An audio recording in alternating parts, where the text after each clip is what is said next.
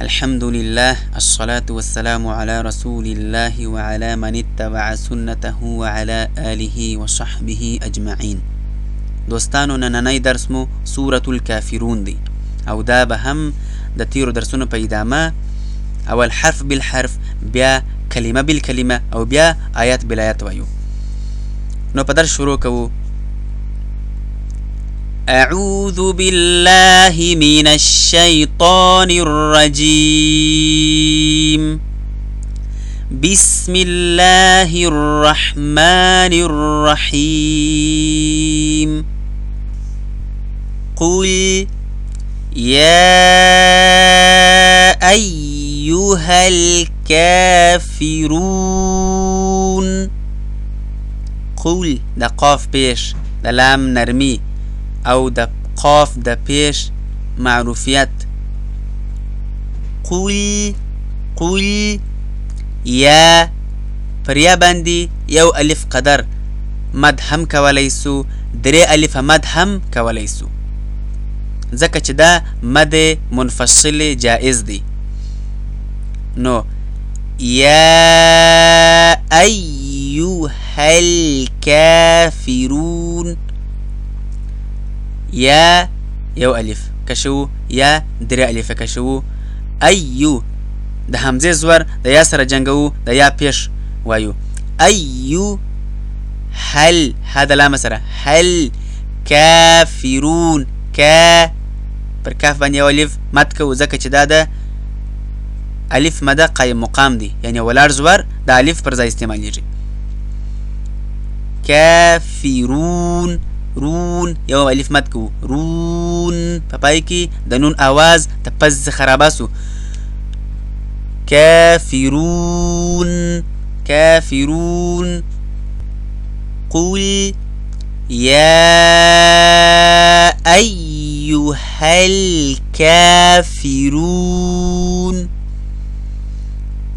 قل يا أيها الكافرون.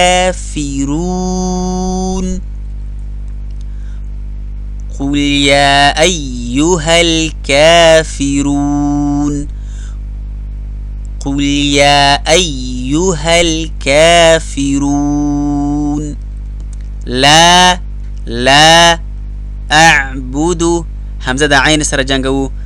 أعبد توجه کوي چې عین ته جټکا ورنکي، یعنی د قلقله پر کمه ونه وایست.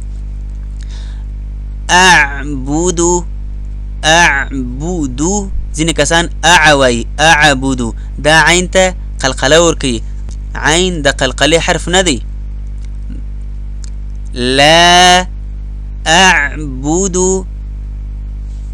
دا کلمه یو څه مشکله ده، خو که توجه وسي سم ویل کیږي. څنګه؟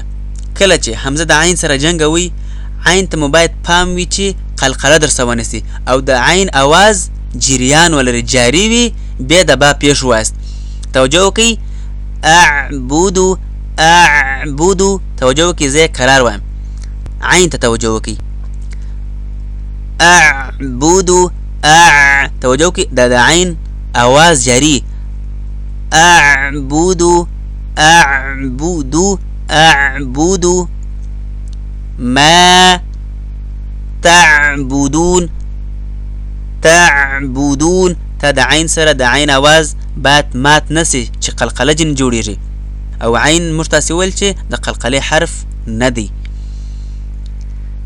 ما تعبدون ما تعبدون تعبدون تتوجه وکي، دا کلمه هم لږ مشکله ده.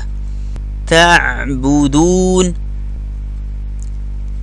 تعبدون تعبدون. لا أعبد ما تعبدون. لا أعبد ما تعبدون. لا أعبد ما تعبدون. ولا وجلا ويو لا یو الف هم کشولی سو او درې الف هم، ځکه دا هم مد منفصل جائز دي. ولا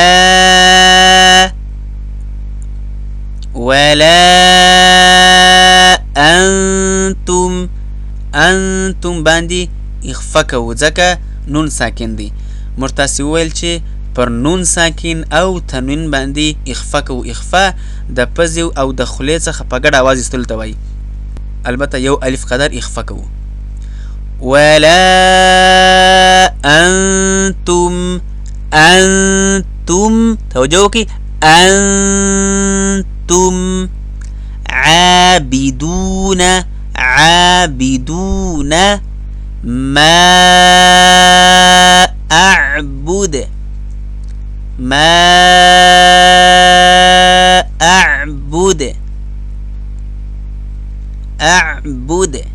باقي خلقله اعبد ما اعبد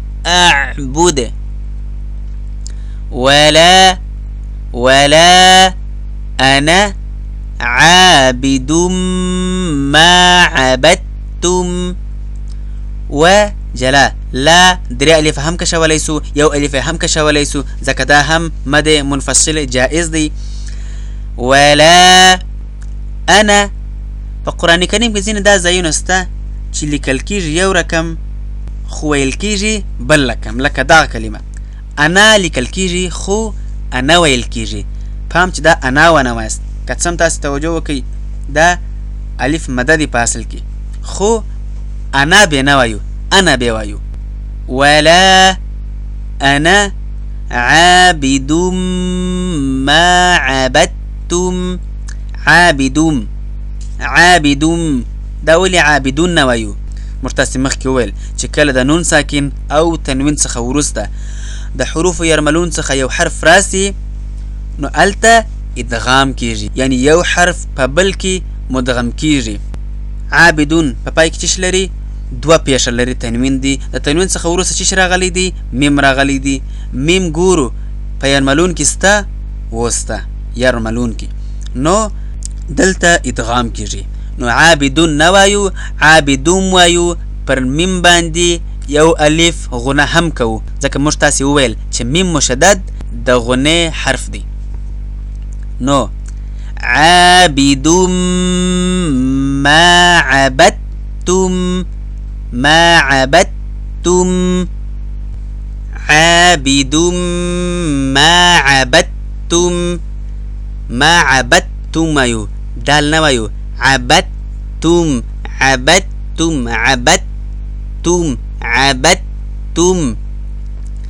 ولا أنا عابد ما عبدتم ولا أنتم عابدون ما أعبد. واو نرم. لا درې الف هم کشولی سو، یو الف هم کشولی سو، دواړه جایز دي. انتم حمزه د نون سره او اخفا باندې کوو، تا د میم سره جنګوو. انتم عابدون دون واو مده دون ما یو الف هم کشولی سو، درې الف هم کشولی سو، ځکه دا هم مد منفصل جائز دي. ما اعبد پاپای خلخله اعبد لكم دينكم ولي دين. لكم نرم. لكم دينكم دي يا مدى دينكم د نون او د کاف د پیشونو معروفیت. دينكم پای کې د میم اواز د پز څخه ایستل. دينكم ولي درې حرف دي. ولي دين ځینې کسان ولي دین وایي. ولي دین اصلي ولي دین دی. ولي دین په ولي دین کې د لام زیر پاتېږي. ولي دين ولي دين لكم دينكم ولي دين قل يا أيها الكافرون يا أيها الكافرون لا أعبد ما تعبدون ما تعبدون ولا أنتم عابدون ما أعبد ولا أنا عابد ما عبدتم